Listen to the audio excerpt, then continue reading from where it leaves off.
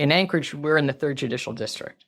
This ballot's going to have, I think, 15 names on it. And most people do not know who these people are. In truth, I don't know who some of the judges are anymore. I can tell you that all of the judges who are on the ballot in the state of Alaska are recommended for retention this year. So they've gone through that vetting process. They've all been recommended for retention. And, the thing that I find troubling is that people go into the ballot box to vote and they say, I don't know who these judges are. And so they vote no. But a no vote means do not retain this judge. A no vote does not translate to, I don't know who this is, so I'm going to vote no.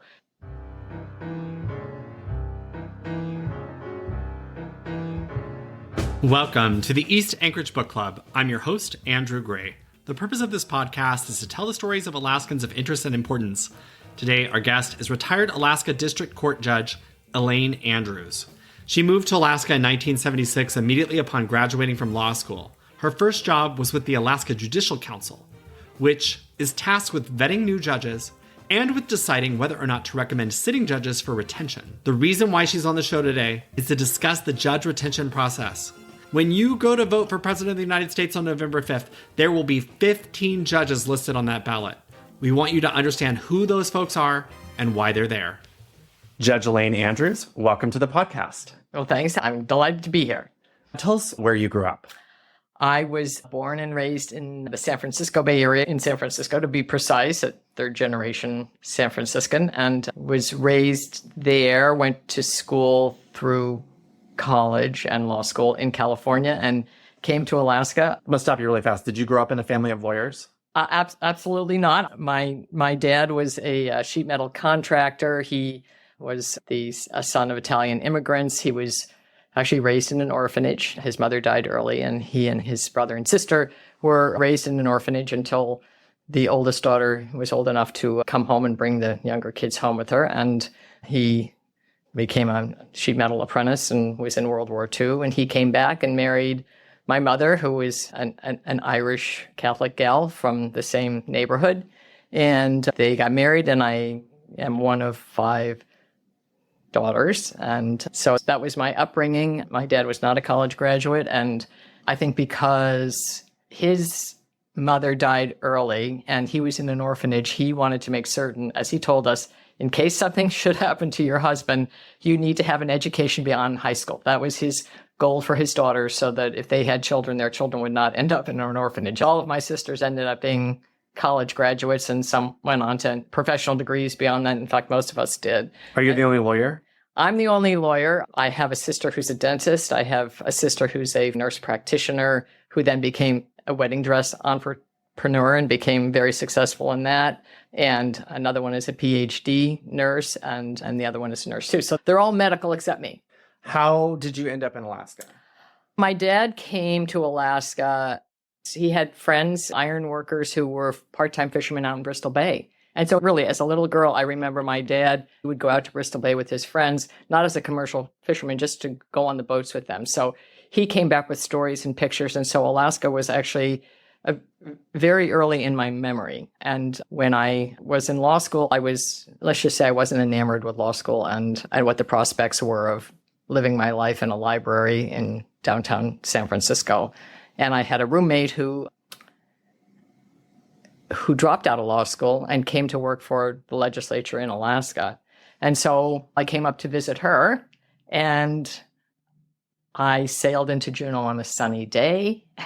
I thought, oh, this is stunning. And then when she met me, she said, let's go. We have to hurry because the tide's going out and we have to get on this boat. And it was 5 or 5:30. And the people who were crewing the boat were lawyers who were not in a library at 5:30. And I thought, this is a place where you could practice law and live a decent life. So I interviewed for legal services in Juneau. I was offered a job there, went back to law school, and one of my professors asked me, well, what are your plans? I said, I have a job offer in Juneau. And he said, why didn't you tell me you're interested in Alaska? And I got a job offer instead from the Judicial Council in Anchorage, where I had not been, but I took that job offer and came to Anchorage and one year led to another, and here I am. So were you still in your 20s? I mean, Yes. did you go straight through school? I went straight through school. So yeah, 4 years of college, 3 years of law school. So I was 25. And your first job was Judicial Council. My first job with the Judicial Council. Interesting. Yeah. Yeah. At that time, Alaska had banned plea bargaining, and they had instituted, or in the process of instituting, presumptive sentencing to have the sentence fit the crime. And so I was basically a research attorney, but as a result of that, I was able to travel around the state looking at court records. What year gather was data. this?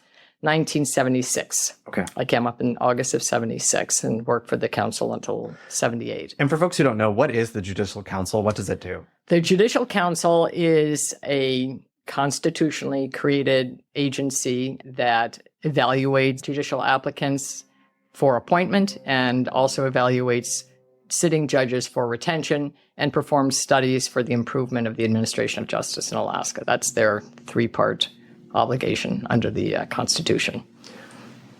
I'm just going to go out on a limb and say that a brand new lawyer with no experience might not be the best person to work on the Judicial Council because you wouldn't have any sort of life experience or experience in the courts themselves. I guess you weren't really judging them. You were assisting with other people judging them? Yeah. Actually, I wasn't even doing that. I actually was doing really data collection and research in order to be able to look at the court records and to gather the data and analyze it. It did take legal knowledge to do that. I was really over on the side. I was doing the part of the Judicial Council studies to improve the administration of justice. I did work on presumptive sentencing. I actually did work on, interestingly enough, alternative dispute resolution, which was a new concept coming into the legal community, mediation, basically, alternative ways to resolve disputes. So they performed studies. I worked in that part of performing studies. But of course, working in that office, had the opportunity to see the other half, which was the judicial application process and the retention process as well. What was the job you took here something that you could have gotten in California? Or was this a completely... No, this is the incredible wonder of Alaska. What I was doing as a brand new lawyer, and this is true, it's maybe not as true now as it was then, but at that time, things were wide open. And so, yes, the job I had, I don't think would have been accessible in California. They would have hired probably lawyers that had more experience than I did at the time. But that's true across the board. And that's not so true for judges now, but it was true then. So I was appointed about as early as you possibly could be because I was done with school at 25. You had to have 5 years of active practice to apply. And I was appointed when I was 30 years old. So I was a very young judge. And in the lower 48, people are not judges. Oh, you were appointed to a judge at age 30? Yes.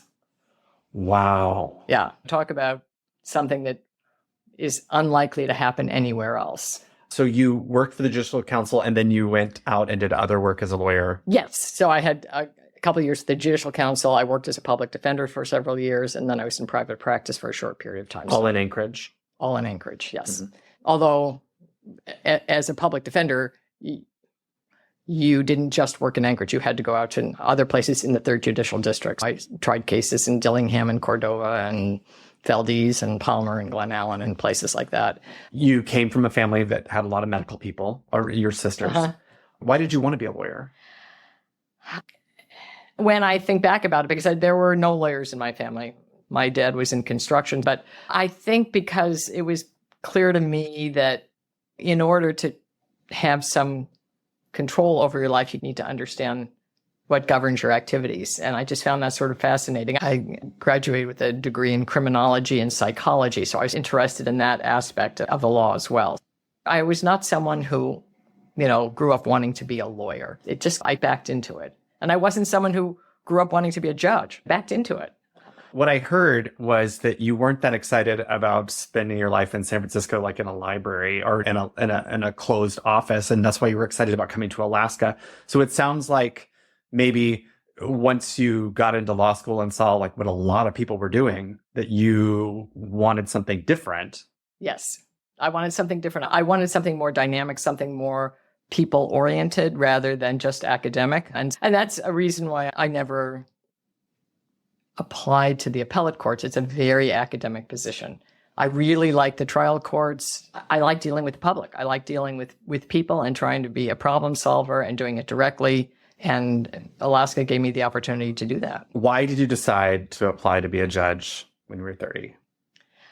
That was another one of those things that I backed into it. I was basically a research attorney for the Judicial Council, and that was more of the office type thing. And I thought I want to get into the courtroom more. And so I became a public defender where you're guaranteed to be in the courtroom. But that is an incredibly demanding job, 7 days a week, 12 hours a day or more. It's a worthy job. It's an exciting job, but there's no life beyond that. And I got an offer from a private law firm and went to work for them, which was, once again, more office work. And I just thought, this does not float my boat. Where can I have the action of the courtroom and not have it be 7 days a week, 12 hours a day? And this judicial vacancy came up. And I thought, there you go. That's a courtroom. The courtroom is not open on Saturdays and Sundays. Although, when I first became a judge, I have to say I probably abused the system in running trials late and so on to try and move things along. But that, and then... So it was a quality of life issue. Like, well, you wanted to have weekends off. It was a quality of life, but it was also something that I found I had a knack for. I really enjoyed it because when you're an advocate, you're in one bunker. And when you're a judge, you're impartial. So you actually have the freedom to see both sides and the obligation to see both sides. So really it was, the bunker mentality was probably not where I was best suited. Let me just say, the judgeship it's not a 5-day-a-week job. I had kids in the middle of my judicial career. Your court goes from 8 to 4:30 and you're on the bench from 8 to 4:30. But all of the reading, all of the writing, everything else has to be done outside those hours. I would say, especially in the criminal arena, once the kids were in bed is when I would read the pre-sentence reports for my sentencing the next day. But the courthouse itself has a defined schedule. You can't, except in extraordinary circumstances, run trials beyond 4:30. So that there was a cutoff. Did your kids feel like they were sharing their mother with the court? You would have to ask them. Bring your kids to work day was a fun day for them. But of course, because I saw the criminal side of things, it was a little bit like having a police officer for a mother. So I think that they regretted that piece. Was your husband involved in law? Yes, he was a lawyer. Okay. My focus mostly was criminal through my judicial career, and he did not do criminal work. And even if he had, we would never be in the same courtroom. It'd be a conflict of interest. So you were a judge the maximum amount of time? No, I retired early. Oh, okay. So I sat on the bench for 22 years. Okay. But by that time, I'd had a 22-year career. My parents still remained in California and were elderly and needed assistance. And I felt that I'd had a good run. And because it is such a busy job, you are tied to a calendar. I had very little time for anything else other than the court and the career. And so I wanted more time. My son was getting ready to go off. He was in high school. I wanted more time for family. And I just said, 22 years is a good run. And so I retired early. Now, once I retired, I'd served pro tem. I was a pro tem judge for another 20 years. I just very recently did a full retirement. So you could work part-time and you have more control over when you worked and when you didn't. Yes. If they said we have a case that needs to be tried up in Nome, I could go up to Nome and try a case. Or a judge was sick down in Juneau, I could go down and try a case down there. What I did mostly for the court after I finished sitting, I started the appellate mediation program. So I looked at everything coming into the Alaska Supreme Court on appeal to see if we could settle it. So I ran the appellate mediation project as the chief mediator for, I don't know, maybe 10 years. So I did that. And then I also worked doing magistrate evaluations. We have judge magistrates throughout the state, and they're evaluated. And so I participated in that process. So I did a lot of things for the court. I didn't really go back into the courtroom a lot. So I kept my hand in it. And then I finally really said I'm retired about 18 months ago. Going back to your 22 years on the bench, I assume that there are certain cases that stick with you and then tons that just you move on and we would see the people and not even remember the details. Right. Talk a little about some of those cases that you never forget. Oh yeah. I keep saying, which I haven't done in 20 something years, is go back and find out what happened in these cases where they still stick with me. And I remember the stories and I remember the people, and I wonder what happened to them and how people are doing. And of course, as a judge, you could never track that down because a lot of these were criminal cases and they're on appeal for a long time. And so you can't interfere in that process. But there are definitely cases that stand out in my mind. Actually, it was the last case I did as a public defender. And it was a young man who shot and killed his father at Earthquake Park. He was young. He was 18, so he was charged as an adult. And I took the case, and when I read the police reports, it was an incredibly, I don't exactly know how to explain it. He was arrested immediately. He didn't run or anything. He was there. A chief investigating officer took his confession, but the confession was so unusual. And up until that time, and since I never read a transcript of a confession like the one that this young man gave with an officer who knew the dad and maybe understood what was going on in that family, and was a terribly abusive family. And it was known, I think, to law enforcement, and this kid just basically snapped under the pressure of the abuse from his father and what the father's plans were for his sister and what the dad was doing with the wife. I'm not going to go into the sordid details, but I defended him and negotiated with the prosecutor and said, I will plead him to, manslaughter with the understanding that he will have no more jail time. And if we don't do that, I'm going to take this kid to trial because he's going to get acquitted. And I just had the confidence that you'd never see him again. And so that went through.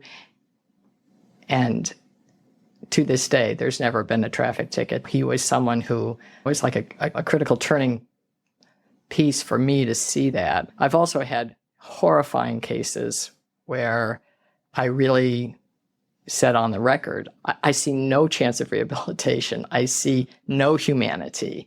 This person needs to have the maximum sentence.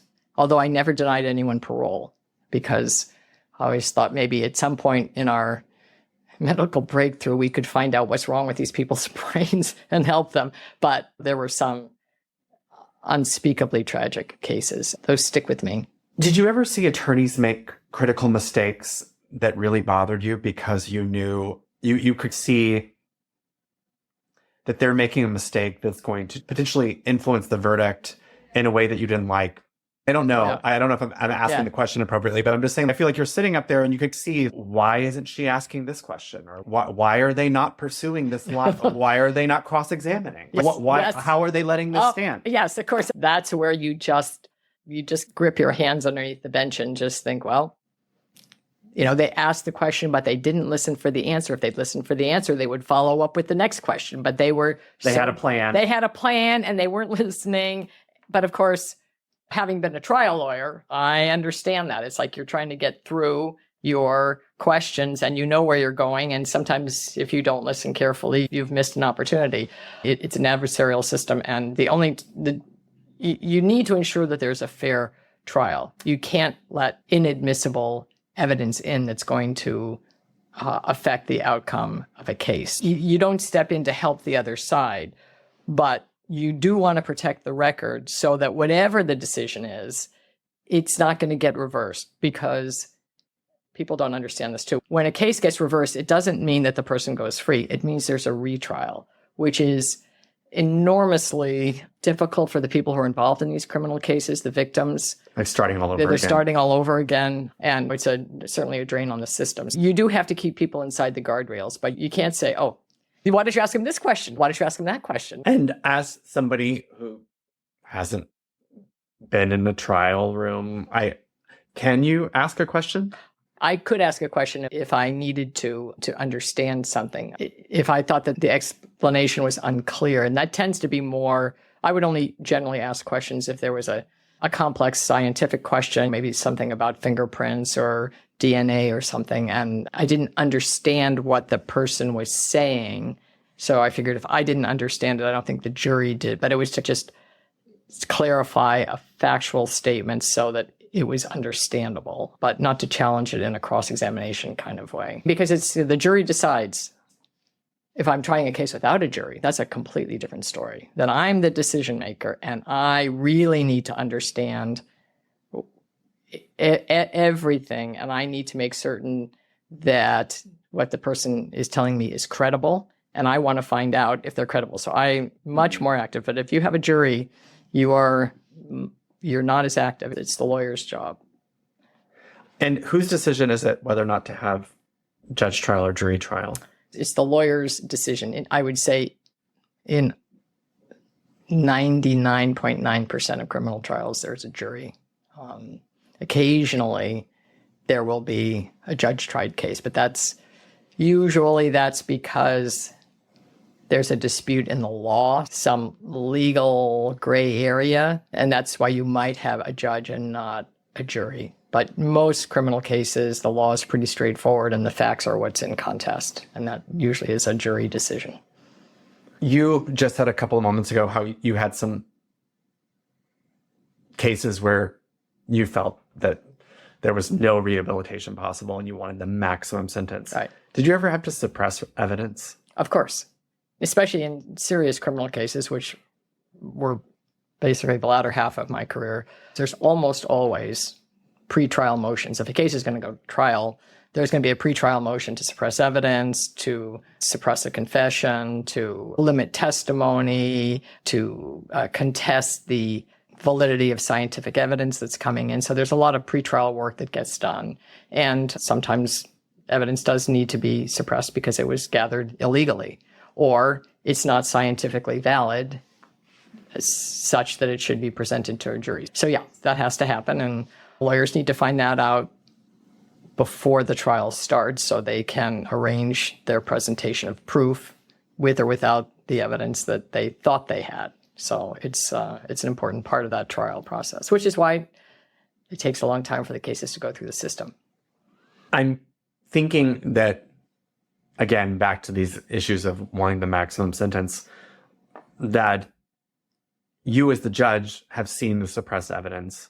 So more than the jury knows. Yes. You know that perhaps this defendant has done this crime 10 times before. Right. But for technical reasons, that's not shared with the jury. You really have to look at it as a systemic issue. I mean, you want the system to be fair. And everyone knows the old adage, better that 10 guilty people go free than an innocent person is convicted. I mean, everyone knows that from their high school civics. So you want the system to remain fair. And, what that means, for example, it is, from just a personal perspective, it's frustrating when I know that there are prior convictions for a similar offense and the jury's not going to know about that. Mm-hmm.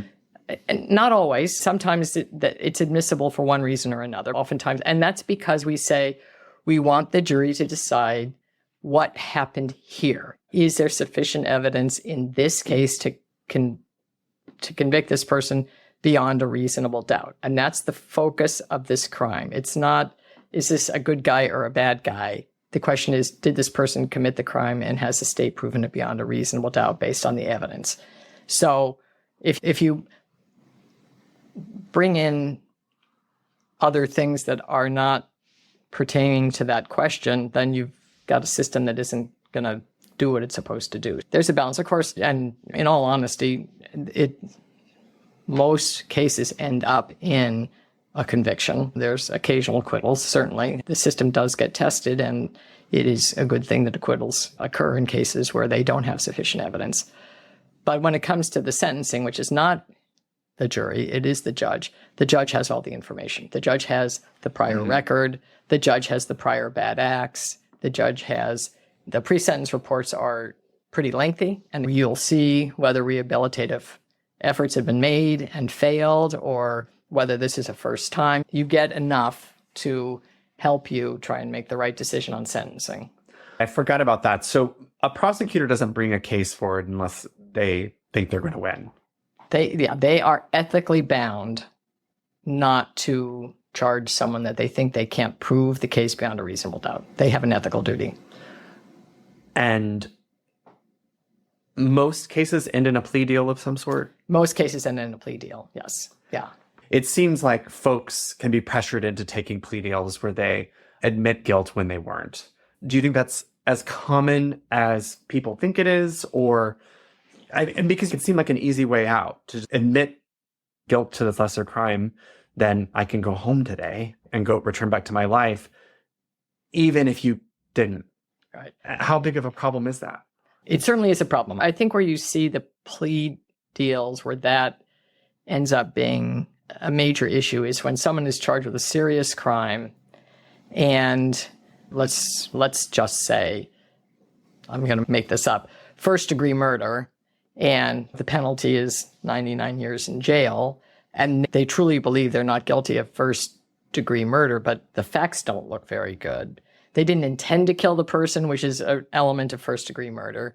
They didn't intend to kill, but it looked like a jury might think that they intended to kill, and the defense lawyer is going to come to the prosecutor saying, you've got this weakness and that weakness, and the prosecutor recognizes perhaps they have some weaknesses in their case. They might say, if he pleads to manslaughter, we'll limit the sentencing to 10 years or something. So then a person needs to decide, I'm not guilty of first-degree murder. I don't even think I'm guilty of manslaughter, but the risk of going to trial and being convicted is great. And so I'm going to minimize my risk and minimize my exposure by pleading. That tends to be where these things happen. They're the run-of-the-mill, certainly misdemeanor case, like a DWI. They come in, they have a breathalyzer. There's no point in going to trial. You're kind of dead in the water, so you plead, and they tend to follow almost a cookie-cutter pattern. If you're a first offender, you get X. Second offender, you get Y. So a lot moves through the system. Very quickly. Very quickly. There's no reason for a trial. The defense knows it. The prosecutor knows it.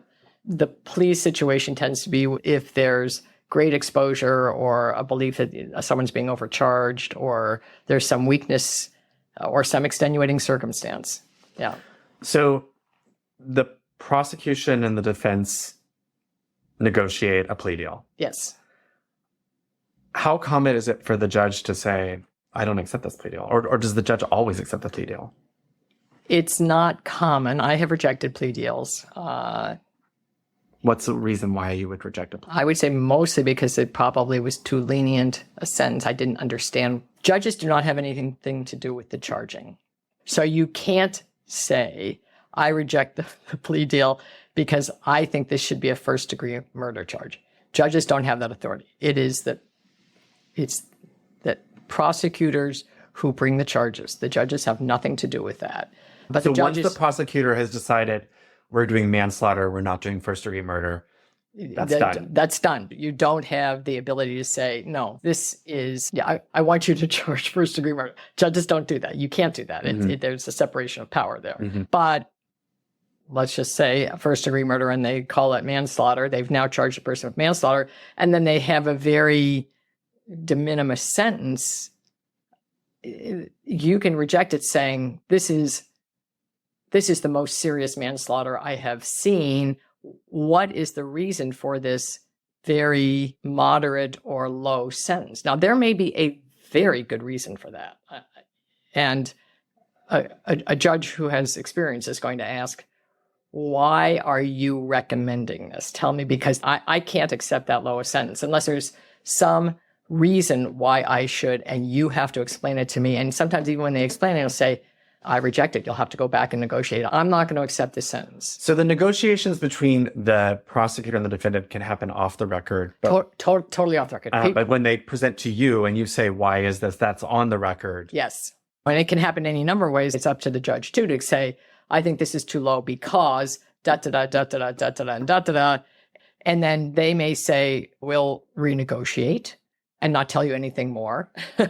Or they may explain why you should take the deal. And once you have more of those facts, you may say, in light of that, there are things that happen. Their star witness has disappeared. Oh. They can't find And would they say that on the record, the star witness? They might be a little more circumspect than that. But read between the lines. You read between the lines. Things happen that mean that either you have to accept this lenient sentence or we're not going to be able to do anything anyway. And the defense may want to do that because they realize there's a possibility that this star witness may be Show found back up somewhere. again. Yeah. So to keep the system fair and impartial, it needs to be on the record so that the public understands what's going on, why this was reduced, why the sentence was imposed, why the plea was rejected, why the plea was accepted, and everything that happens in the courtroom is recorded. That's the public process is critical. Bouncing back to how you became a judge in the first place. Your first job was judicial counsel. You had a head start. There was no other 29-and-a-half-year-old who was going to know exactly how to apply to be a judge. No, actually, I would say that's probably not correct because let me just say, it's not complicated to know how to apply to be a judge. It is a little complicated to be a judge and to get to be a judge. So the way it works in Alaska is when there's a judicial vacancy, it's advertised. And if you qualify under the statute, and in my case, it was 5 years of active practice and a resident and a member in good standing at the bar, you have to fill out an application. And I always tell folks that you don't lightly apply to be a judge. The first barrier is the application itself. It's about a 30-page application. And they ask for everything, every address, bank accounts, credit checks. You have been performing for at least 5 years in active practice. And of course, the practice of law is adversarial. So they're checking with people who were your adversaries in cases, and they check with the judges who supervised your trials. How did this person operate as a lawyer? Were they ethical? Were they prepared? Were they on time? Were they diligent? Et cetera, et cetera. So it's an incredibly complex application. That's the first barrier. The biggest barrier in my mind was you put your name out and then they take the names of all the applicants and they send your name around to all of the lawyers in the state. And the lawyers in the state who've had experience with you get to rate you. And it's a very public report card. And as I explain to people, when you're in school and you're taking tests all along the semester, you have a pretty good idea of what your grade is going to be at the end of the semester. As a practicing lawyer who practices in adversarial settings, you don't really know what your peers think about you necessarily. So it's a very public report card, and you have to be prepared to hear the news. Do you know who said what? Or is it compiled and is anonymous? So the lawyers rate you by number on integrity, diligence, judicial temperament, qualifications for the position, et cetera. And then they can also make comments. And when I first applied, I just got the comments the way that the lawyers wrote them. With the lawyer's name on them? You could sign it or you can do it anonymously. And Okay. I would say 99% of people make comments anonymously. That has changed now. Now, the applicants and the judges up for attention get the comments, but they're summarized and they're made anonymous so that you can't figure out who would have said that. But when I first started, that was not the case. So then after you're rated by the bar poll, the Judicial Council interviews you. And even though I worked for the Judicial Council years before that, I never sat in on the interview. The Judicial Council is made up of 3 lawyers who are selected by members of the Bar Association, and they're supposed to be geographically representative. And then 3 public members who cannot be state employees. They are selected by the governor, confirmed by the legislature. They're supposed to be geographically representative. That doesn't always happen. And Are they lawyers? no, specifically not lawyers, specifically not state employees. Those groups are excluded from the public members. And those folks interview the judicial applicants along with the Chief Justice, who's the ex officio head of the council. And their job under the Constitution is to send the most qualified candidates to the governor, and they have to send at least 2. So in some judgeships, there might be 4 or 5 or 6 names that go to the governor. In some judgeships, there might be only 2. I know that the council has had judicial openings where the Judicial Council couldn't find 2 qualified applicants, and so they had to re-advertise. Both the lawyers and the public members serve 6-year terms, and it's meant to create a overlapping term so that a sitting governor doesn't appoint all 6 members, although that may happen in this Judicial Council just because of various terms. And they are not paid. They do an enormous amount of work. They meet quarterly. If they have 10 applicants for a judgeship or 12 applicants, the binders are enormous. And sometimes their meetings last a full week because they interview every applicant. They go to the place where the judicial vacancy is. They meet there. They have public hearings. Anyone who wants to come and testify about a judicial applicant can do that. They solicit letters from anyone. It takes a lot of time, and it's volunteer effort by both by the lawyers and by the public members. So it's a big job.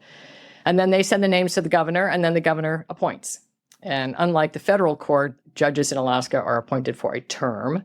When I was first appointed, I was a district court judge. So my term was 4 years, and I would have to run for retention. So without getting into the weeds, after a relatively short period of time on the bench, your name gets put on the retention ballot, even though you haven't served your 4 years. And so the public has a chance to weigh in early in your career. And then after that, it's district court is every 4 years, superior court's every 6 years, court of appeals, which is our criminal appellate court, is every 8 years, and our Alaska Supreme Court is every 10 years. So your name goes on the ballot when you come up for retention, and then this Judicial Council gets involved again. So if you're up for retention, now you've been sitting for a while, and so now the Judicial Council has the opportunity to ask more people about what kind of judge is this person. The appointment process is really what kind of lawyer is this person. The retention process is what kind of judge has this person been. And they poll the lawyers, they poll all the jurors who've been in your courtroom, they poll court employees, they poll law enforcement, they poll probation and parole, they poll the social workers who deal with juvenile delinquency and children in need of aid. So then now there's a huge group of people that they poll, and they take all of that information, the same kind of criteria. Were they diligent? Were they respectful? Did they have a judicial temperament? Were they fair? Were they impartial? All those things you want a judge to be. You're polled on all those things. And then all of that is combined. And once again, the Judicial Council looks at all that information. And then the Judicial Council decides that the judge should be recommended for retention or recommended against retention. Then your name goes on the ballot. I always explain to people, it's a little daunting because your name is on the ballot, but the judges are always at the end of the ballot. And people go into the voting booth and they think they're going to vote on the president or the governor or a state senator or representative. And they get to the end of what they think they're voting on. And then they see a whole list of names. And in Anchorage, we're in the 3rd Judicial District. This ballot's going to have, I think, 15 names on it. 11 trial court judges in the 3rd Judicial District, plus 4 appellate judges, 2 from the Court of Appeals and 2 from the Alaska Supreme Court. And most people do not know who these people are. In truth, I don't know who some of the judges are anymore. So if you want to know who the judges are, you can read the election pamphlet. The Alaska Judicial Council has all of the information I've talked about is available on the website at the Alaska Judicial Council. So you can go there and say, who's on my ballot? Look at each judge, look at all the scores they got across the board. I can tell you that all of the judges who are on the ballot in the state of Alaska are recommended for retention this year. So they've gone through that vetting process. They've all been recommended for retention. And, the thing that I find troubling is that people go into the ballot box to vote and they say, I don't know who these judges are. And so they vote no. But a no vote means do not retain this judge. A no vote does not translate to, I don't know who this is, so I'm going to vote no. So I try and tell people, learn who the judges are and understand that a no vote means do not retain this judge. It doesn't mean I don't know them.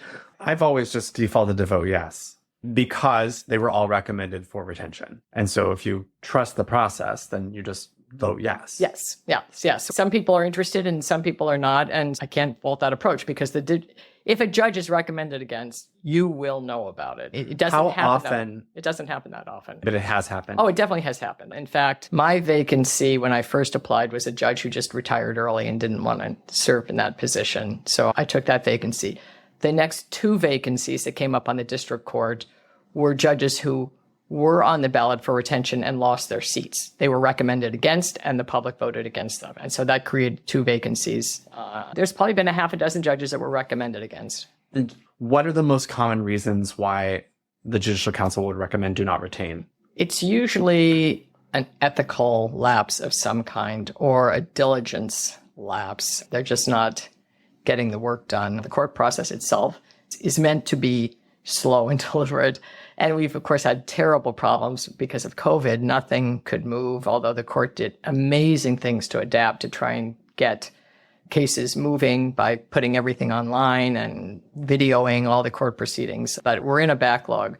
One of the things that the Judicial Council looks at is a judge diligent? And I don't think most people understand. If a judge takes a matter under advisement, so once everything's done and it's up to the judge to make a decision, a judge has 6 months. And if the judge does not decide a case in 6 months, the judge does not get paid. A judge has to sign a pay affidavit every 2 weeks, I think, saying, I have nothing under advisement longer than 6 months. And sometimes judges have enormous cases and it takes them a really long time. And they say, I can't take my paycheck. And the paycheck has to wait until they issue that decision. If that happens too often, the Judicial Council looks at that as something that it's not favorable for the public to be waiting on judicial decisions. So I would say it's mostly been either ethical stuff or diligence stuff that gets judges in trouble. We do have a Judicial Conduct Commission. I actually sat on that for 20 years. So if a judge is misbehaving, retention is not the only way judges are disciplined. We have a conduct commission that looks into allegations of judicial misconduct.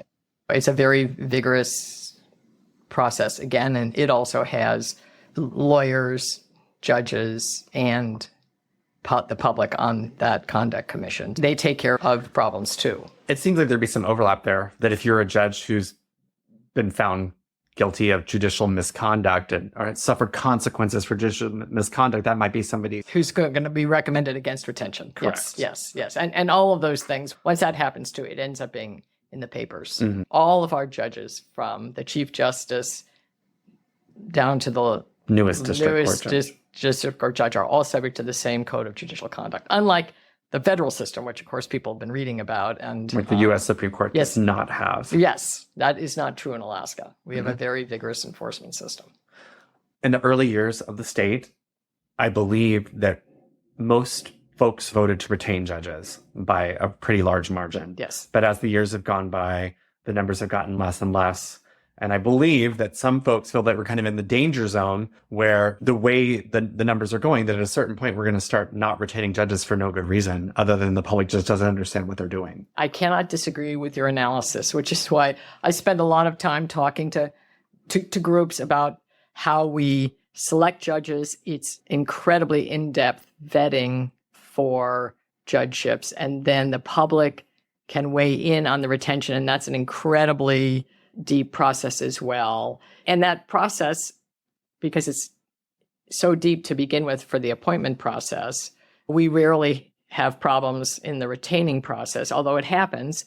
But from time to time, if judges are people, and things can go sideways with them too. So the Conduct Commission can have a proceeding, and a judge may decide just to resign or retire. If a judge is coming up for retention and they're not going to be recommended for retention, they don't have to go on the ballot. They can just retire and be done.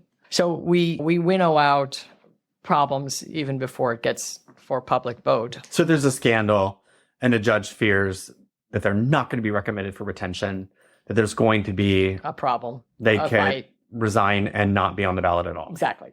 And that happens from time to time where a judge is coming up for retention. They did not do well on their retention evaluation. There are some serious problems. They just resign. Then they're not standing for retention, and then there's a judicial vacancy, and life goes on. But I think people fail to understand the difference between the federal system and the state system. The state system is a merit selection, judges subject to strong conduct, enforcement, and public participation and retention. The federal system has lifetime tenure, no mandatory retirement age. Ours is at 70. The feds can go forever. And the federal system is done by political appointment. Now, I always want to say we have fabulous federal judges here. Many of the federal judges have gone through the state system, so they've already been vetted. There always is a problem if a judge is making headlines for something truly unfavorable. Everyone thinks all judges are that way. And Right. so it is. So we have that issue. We have that issue in the media right now. Sort of judges are corrupt. You can't trust And the specifically system. within Alaska federal judge who resigned. Yes. And so that's a political appointment. That judge did not go through the state vetting system, was not a state court judge. And in fact, there had been a bar poll about him. He was on a bar poll. He was at the bottom of the bar poll and selected anyway. So their bar poll does help winnow out people. And if it's not paid attention to, this can happen. So maybe it's a little bit like being a Catholic priest. You're wearing the black robe of a Catholic priest, and there's been obviously huge publicity and terrible things that have happened within the Catholic priesthood with sexual abuse. But not everyone who wears a collar is a sexual abuser. Not every judge who wears a black robe should be painted with the sins of a judge who gets in trouble. So I think people have lost some confidence in judges. In judges and really in all of our government institutions. And so we're no different. I think that the confidence level has dropped, but Alaska's system really is just so perfectly attuned to being able to assure the public that sitting judges are doing the job and they're being looked at. And if they're recommended for retention, you can count on that. And I think you said something that was really important early on, which is that if a judge was not recommended for retention, you would know it. You would know it. Would be in the paper. There would be news stories about it. Yeah. People would be talking about it. Right. It would not be something subtle that slipped underneath the radar, right. That there was a judge on your sheet that you'd never heard of that had not been recommended for retention and no one was talking about it. Right. If there were a judge that was recommended to not retain, everyone would know. Yes. And so the corollary to that is if you haven't heard anything about any of these judges, your default should be to retain them.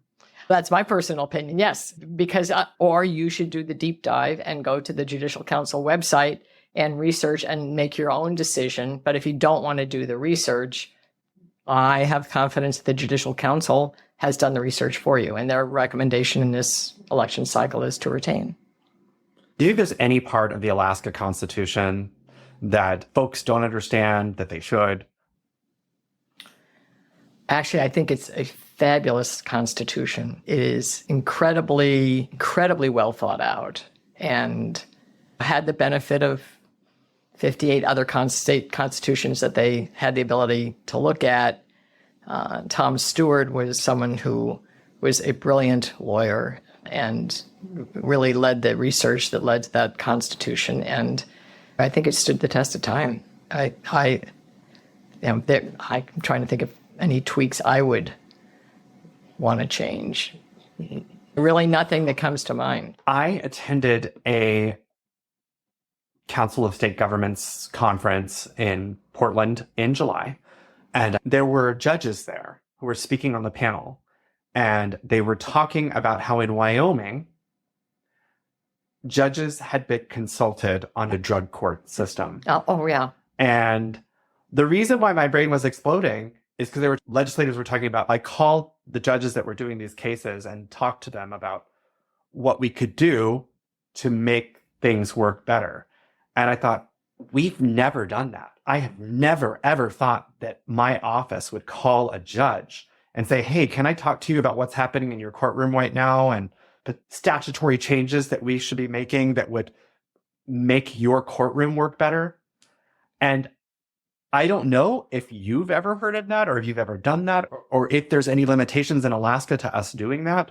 You bring up a topic that I think the public should know about, which is, we talk about the general processing of cases, but Alaska courts have been really at the forefront, and I would say former District Court Judge Stephanie Rhodes was at the forefront of starting this therapeutic court movement, because she saw, and we certainly experienced, people get arrested because they're mentally ill, they throw a rock through a window, they get charged with trespass or damage to property, they process through the system, they're in jail for 10 days, they go out, and it's just...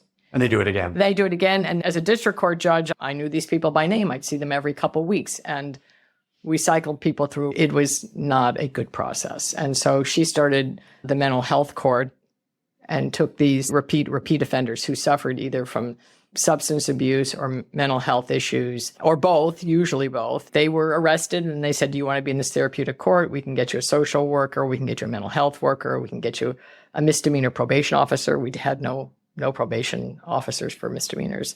They basically gave them wraparound services, the attention they needed to get them out of this revolving door. And then that led to nationally other therapeutic courts. I know that I will not remember all of them, but there's a veterans court, there's a mental health court, there is a drug court, there's a family court involving families whose children have been taken by the state to get them reunited with their family, giving them intense help. So the courts have reached out to really try and help mend back the fabric where the court process or the criminalization has actually caused more problems than it's helped. So we have that going on. And in that connection, I think that there is a coordination with the legislature. Now, because we're a separate branch of government and we have to rule sometimes on the constitutionality of the laws, there's a desired separation between us talking to the legislature, because the law they pass, we may have to rule on whether or not it was constitutional or not.